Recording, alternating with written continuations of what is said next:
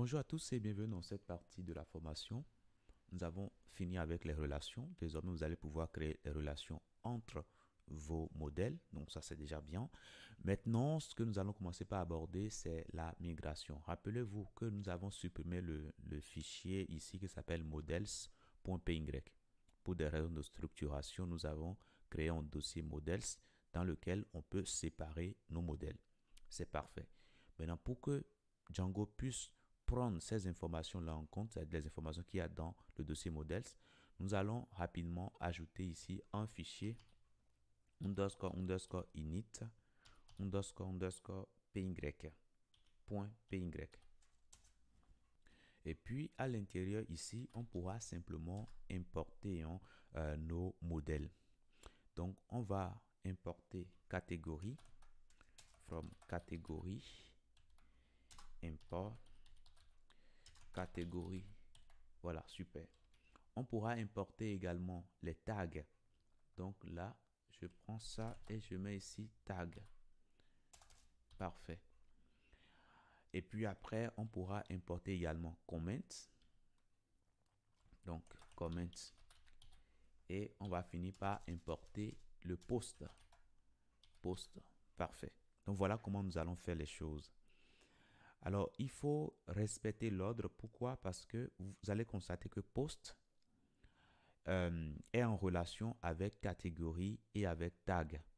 Donc, de ce point de vue, on doit importer alors catégorie et tag avant d'importer post pour que dans post, on puisse retrouver par exemple catégorie et puis tag pour pouvoir faire la relation correctement. Au niveau de la relation many to many, j'avais dit qu'on pouvait le mettre dans post et également dans tag. Donc, vous pouvez le mettre à un seul endroit. Si vous choisissez de le mettre ici dans tag, eh bien, vous gardez ça ici. Et là, vous n'êtes plus obligé de le mettre au niveau de modèle ici. Et vice-versa. Donc, on peut garder ce que nous avons dans post. Et ceci, nous pouvons tout simplement commenter cela. Okay? Juste savoir que vous avez la possibilité de le mettre dans l'un ou dans l'autre. Donc, ça, c'est bon. On fait correctement nos imports ici. Donc, ce qui veut dire que là, on aura tag. Ce tag-là pourra servir plus tard ici. Là, on a comment ici. Ce comment-là a besoin tout simplement d'être en relation avec auteur. Donc, ça, c'est bien. Mais on doit le mettre également en relation avec l'article. L'article qui a été commenté. Donc, on pourra mettre ici post ici. Alors, je peux dupliquer. Je duplique cette ligne-là. Donc, on aura post ici. Ce sera le post qui a été commenté. Donc, on pourra indiquer ici tout simplement post. Voilà.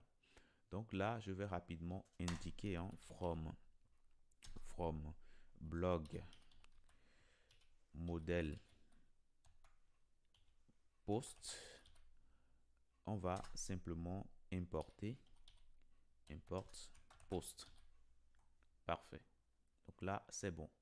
Donc cela signifie que pour pouvoir créer un commentaire, il faut d'abord créer le post. Donc on pourra changer rapidement ici l'ordre là. Donc je peux mettre d'abord le post et après je mettrai comment, tout simplement.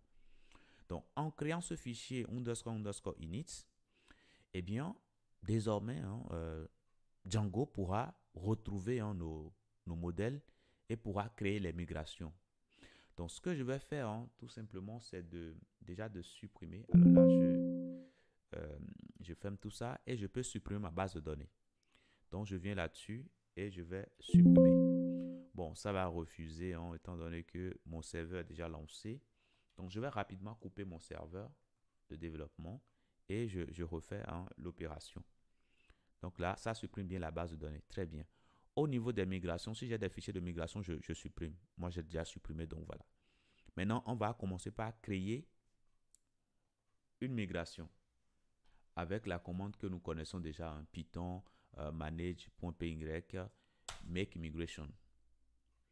Et là, vous voyez que ça nous a créé la migration de catégorie, de tag, de post et puis de comment. Parfait. Vous pouvez aller voir le fichier et là, vous allez constater qu'il y a beaucoup d'informations. La création de la catégorie, du tag, du post, etc., etc. Et là, c'est super.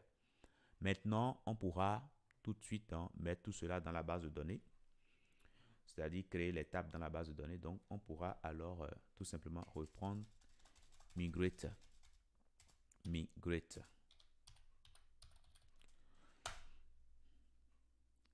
Et là, tout se passe bien. On a juste à patienter et voilà, tout s'est passé correctement. Notre migration qu'on a générée tout à l'heure est bien entrée dans la base de données. Donc, on peut rapidement venir ici. Je vais actualiser là. Et là, on constate que nous avons ici plusieurs tables blog qui commencent par blog. Nous avons catégorie qui a les champs name et puis description. Nous avons comments qui a les champs content, notes, author ID et puis post ID. Parfait. Ça, c'est les relations qu'on a indiquées. Super. Après ça, nous avons également post ici. Et dans post, nous avons title, slug, tout ça. Et puis, on a author ID, c'est-à-dire celui qui a créé le post. Et voilà. Et puis, catégorie ID également. Très bien. Après ça, pour la relation many to many, ça signifie qu'on doit avoir une table intermédiaire. C'est ça qui est créé ici. Donc, la table tag, ici, nous avons ça. Nous avons name, description, c'est super. Et la table intermédiaire, c'est ce que nous avons ici. Voilà. Donc là, nous avons les informations. Alors, c'est plutôt ici. Voilà. Nous avons les informations sur l'article et puis le tag, l'identifiant de l'article, et puis le tag auquel l'article est associé. Donc voilà, nous venons de générer la migration. Donc pour les prochaines fois, on aura simplement, si nous avons peut-être une table supplémentaire à créer ou peut-être un modèle, on pourra créer ça directement ici. Une fois que c'est créé, on pourra tout simplement l'importer là. Et c'est tout. Donc voilà pour ce que je tenais à vous dire dans cette partie. Je vous dis merci et à tout de suite dans la prochaine.